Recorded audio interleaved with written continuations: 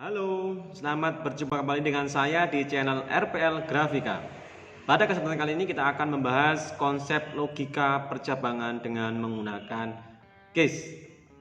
Pada video sebelumnya Anda sudah menyaksikan bagaimana konsep logika percabangan dengan menggunakan if tunggal, if ganda, dan if majmuk. Pada kesempatan kali ini kita akan membahas konsep logika percabangan dengan menggunakan case.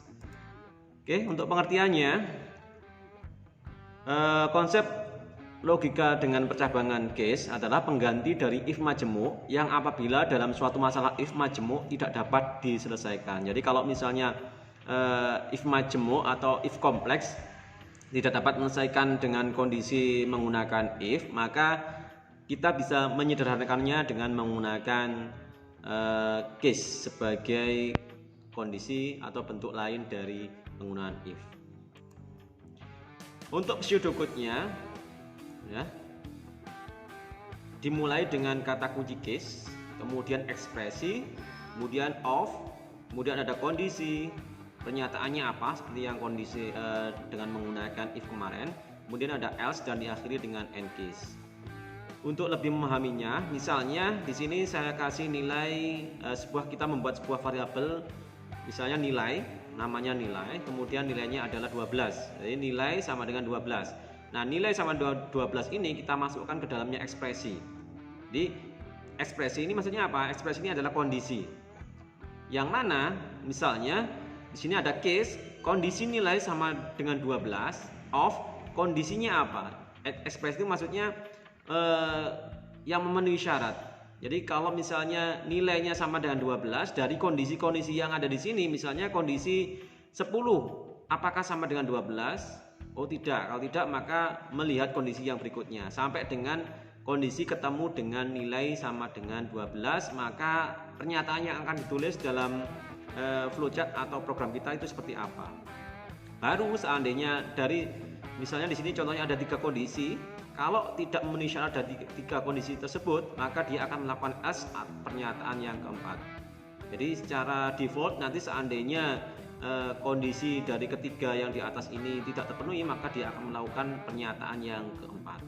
Seperti itu kurang lebih bentuk pseudocode dari kondisi dengan menggunakan case. Harapan saya Anda bisa memahaminya. Oke.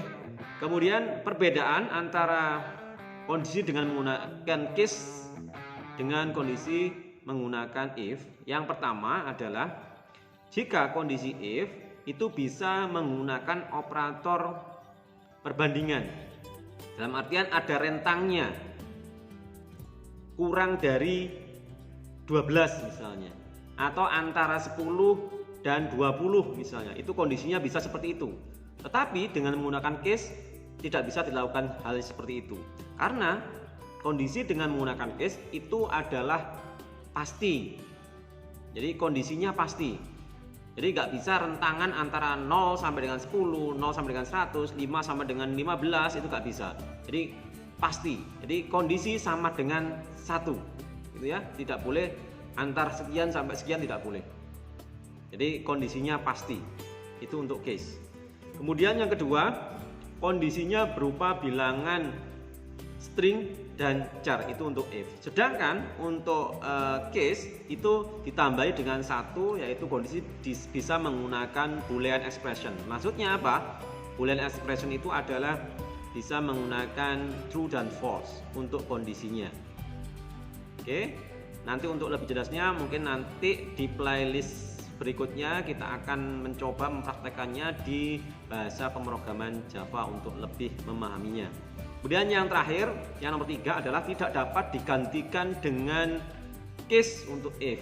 Jadi kondisi dengan menggunakan if itu tidak bisa dirubah menjadi case. Tetapi ya,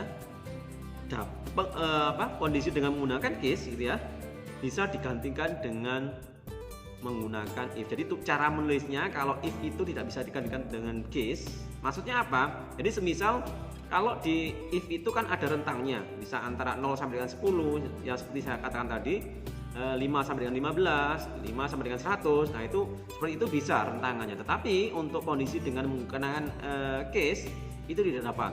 Jadi sehingga di sini kita simpulkan bahwa kalau kondisi sudah dinyatakan dengan menggunakan case, maka tidak akan bisa digantikan atau ditulis kembali dengan menggunakan if. Tetapi berbeda dengan case, ya. Kalau case itu bisa dirubah menjadi bentuk if. Jadi misal kayak gini, ada kondisi yang nomor 1 ya, ada kondisi sama dengan 1. Nah, itu bisa ditulis dengan kondisi sama dengan ini, mohon maaf, ini operator sama dengannya harusnya sama dengannya ada 2. Ya, kondisi sama dengan 1 itu ya. Jadi semoga bisa memahaminya. Jadi itu kurang lebih perbedaan antara kondisi dengan menggunakan case dan kondisi menggunakan if. Oke, next di video selanjutnya kita akan mempelajari tentang logika perulangan. Jadi untuk di logika perulangan ini mungkin agak sedikit ribet ya atau bingung mungkin nanti untuk awal-awal, tapi insya Allah pada saat kita sudah mempelajarinya lebih lanjut itu akan mudah kita pahami. Oke, itu saja mungkin dari saya. Ada kurang lebihnya mohon maaf. Terima kasih dan selamat belajar.